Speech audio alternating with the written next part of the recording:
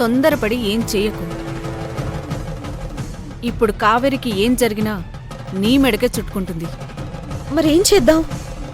ఏం చేసినా మన చేతికి మట్టంటకుండా చేద్దాం. నా పోలీస్ బుర్రతో నేను ఆలోచించి ప్లాన్ చేస్తాను. అంతవరకు మీ ఇద్దరు తొందరపడకండి.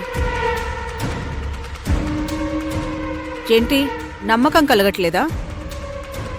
రేపు ఉదయంతో కావేరి కథని సమాప్తం చేసేస్తా. ఏంటా ప్లాను? త్వరగా చెప్పు. ఇప్పుడు కాదు, రేపొద్దున చెప్తా. అంతవరకు మీరిద్దరు హ్యాపీగా పడుకోండి. అది కాదు మైసమ్మ. యమజా, నేనున్నాను కదా, నేను చూసుకుంటాను.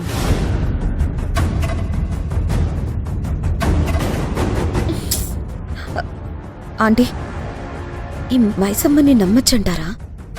నమ్మొచ్చమజా. ₹1,00,00,000 ఊరికే వదులుకుంటుందా? ఖచ్చితంగా చేస్తుంది. రేపటి వరకు చూద్దాం, లేకపోతే మనమే రంగంలోకి దిగుదాం.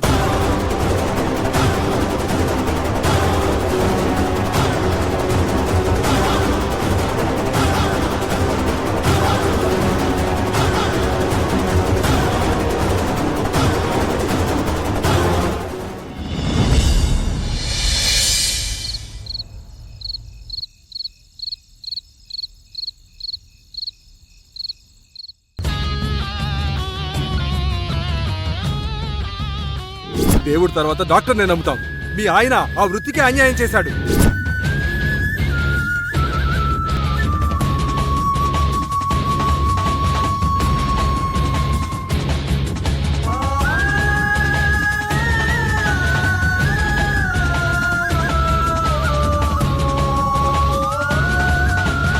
శివగారు, జరిగిన దాంట్లో మీ తప్పేమీ లేదు. తప్పంతా నాదే. నేను మీ ఫోన్ స్విచ్ ఆఫ్ చేయకపోతే మీకు ఇలాంటి పరిస్థితి వచ్చేది కాదు. కావాలంటే నన్ను తిట్టండి, నన్ను కొట్టండి, ఇలా మౌనంగా మాత్రం ఉండొద్దు. మీరు మాట్లాడకపోతే నేను బతకలేనండి. స్నేహ, నాకు నీ మీద ఎలాంటి కోపం లేదు. నా మీద నాకే కోపంగా ఉంది. ఒక మనిషిని కాపాడగలిగే పొజిషన్లో ఉండి కూడా ఆమెని మృత్యువుకి అప్పగించేశాను. అది తలుచుకుంటేనే చాలా బాధగా ఉంది. నేను డాక్టర్ నవ్వడానికి ఒక కారణం ఉంది. మా అమ్మ నా కళ్ళ ముందే సరైన వైద్యం అందక ప్రాణాలు కోల్పోయింది.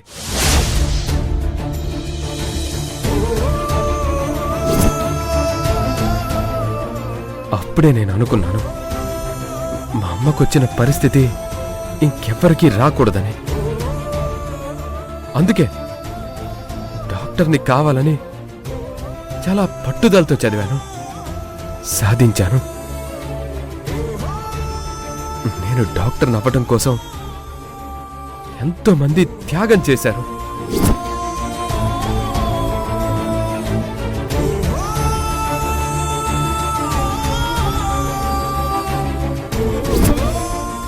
అత్తయ్య కుటుంబం ఎంతో కష్టపడి నన్ను పోషించారు. కావేరి నా చదువు కోసం తన చదువు వదులుకుంది. కానీ నేనేం చేశాను? కాదు శివగారు, జరిగిన దానికి మిమ్మల్ని మీరు నిందించుకోకండి. నేనొక డాక్టర్ భార్యలా కాక ఒక మామూలు హౌస్ వైఫ్లా ప్రవర్తించాను. సమాజానికి సేవ చేసే వృత్తిలో భర్త ఉన్నప్పుడు అతన్ని అర్థం చేసుకోవాలని అనుకోలేదు. నిజంగా ఇది నా తప్పే. నన్ను క్షమించండి శివగారు.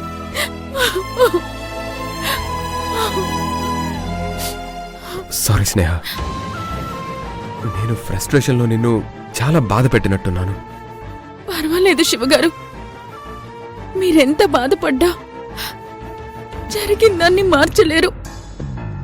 ఇక ముందు మిమ్మల్ని నేను ఇబ్బంది పెట్టను, నేను మాటిస్తున్నాను. లే స్నేహ, జరిగిన దాంట్లో నీ తప్పేం లేదు.